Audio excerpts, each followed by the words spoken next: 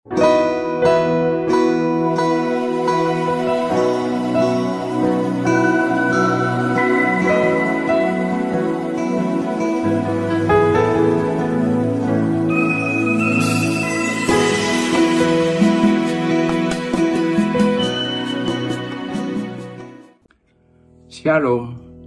kita berjumpa kembali dalam program Sekolah Sahabat 5 Menit bersama Gereja GMAHK Menteng, Jakarta.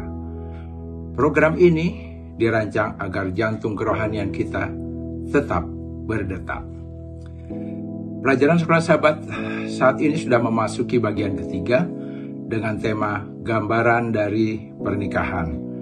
Dengan ayat intinya terdapat dalam Wahyu 19 ayat 9. Kita baca sama-sama. Lalu ia berkata kepadaku, tuliskanlah, berbahagialah mereka yang diundang ke perjamuan kawin anak domba. Katanya lagi kepadaku, perkataan ini adalah benar, perkataan-perkataan dari Allah. Kita sering mendengar bahwa keluarga adalah surga kecil di dunia ini. Dan untuk mendapatkan keluarga yang baik, maka harus dimulai dari pernikahan. Itulah sebabnya Tuhan membuat lembaga pernikahan adalah sesuatu yang kudus sejak dari masa penciptaan. Dalam konteks pelajaran Sekolah Sahabat sepanjang kuartal ini mengenai simbol dan kiasan dalam nubuatan, maka lembaga pernikahan pun tidak lepas dari simbol dan kiasan yang digunakan Tuhan untuk menggambarkan hubungan Tuhan dengan umatnya. Efesus 5 ayat 29-32 menuliskan, sebab tidak pernah orang membenci tubuhnya sendiri, tetapi mengasuhnya dan merawatinya, sama seperti Kristus terhadap jemaat, karena kita adalah anggota tubuhnya. Sebab itu laki-laki akan meninggalkan ayahnya dan ibunya dan bersatu dengan istrinya sehingga mereka menjadi satu daging. Rahasia ini besar, tetapi yang aku maksudkan ialah hubungan Kristus dan jemaat. Hubungan antara Kristus dan jemaatnya digambarkan sebagai hubungan suami dan istri yang begitu erat sehingga keduanya menjadi satu daging. Sebagaimana ketika Tuhan memberkati pernikahan yang pertama di Taman Eden untuk Adam dan Hawa. Dalam kitab Yeskiel pasal 16, hubungan Allah dan bangsanya atau umatnya digambarkan sebagai hubungan suami istri juga. Diceritakan bahwa pada saat mempelai wanita dipinang, dia sangat sederhana, dia tidak ada nilainya, yang mengingatkan kita sebagaimana bangsa Israel waktu keluar dari Mesir, tidak ada yang tahu dan bangsa yang tidak dikenal. Tetapi dalam ayat 13 dikatakan, karena Tuhan memelihara mereka dan melindunginya, maka bangsa ini digambarkan sebagai wanita cantik dan makin termasyur. Tetapi ketika bangsa ini sudah termasyur, mereka sudah dikenal, mereka mulai meninggalkan Tuhan dan beribadah mengikuti Allah bangsa-bangsa lain di sekitarnya.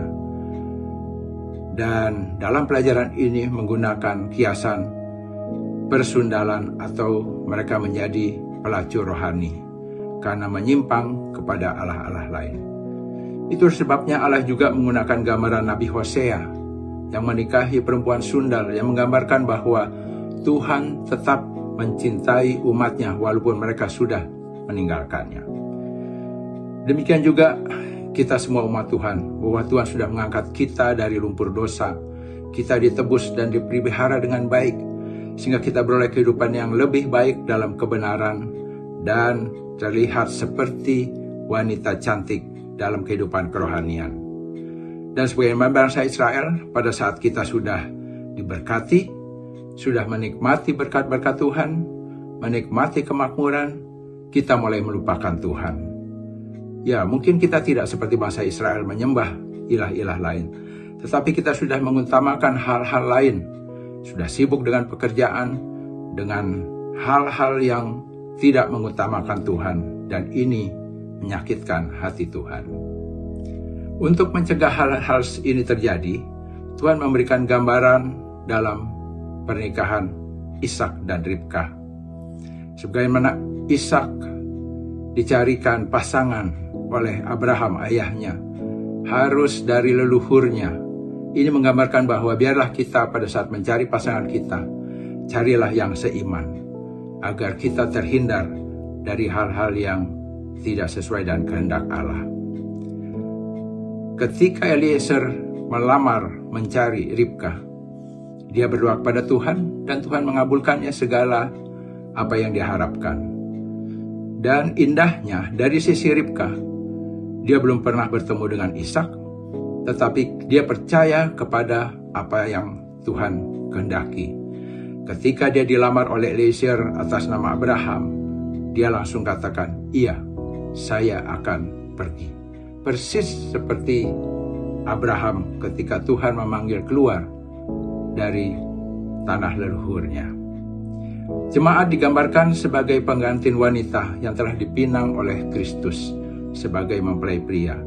Kristus telah memelihara dan menjaga jemaatnya sehingga merasakan damai, hidup sejahtera dan penuh kebahagiaan dalam kasih-Nya. Tetapi di saat seperti ini banyak godaan yang membuat jemaat mengalami goncangan dan tanpa terasa menyimpang dari penyerahan kepada Allah dan gantinya percaya kepada akal budi manusia. Sebagai penutup, saya akan bacakan Yesaya 62 ayat 5, kiasan yang sangat indah. Sebab seperti seorang muda belia menjadi suami seorang dara, demikianlah Dia, Allah, yang membangun engkau akan menjadi suamimu. Dan seperti girang hatinya seorang mempelai melihat pengantin perempuan, demikianlah Allahmu akan girang atasmu. Ikuti terus program ini dan jangan lupa hadir tepat waktu di gereja. Sekolah Sabat yang bersahabat, bersemangat, semua terlibat, jangan terlambat. Tuhan Yesus memberkati.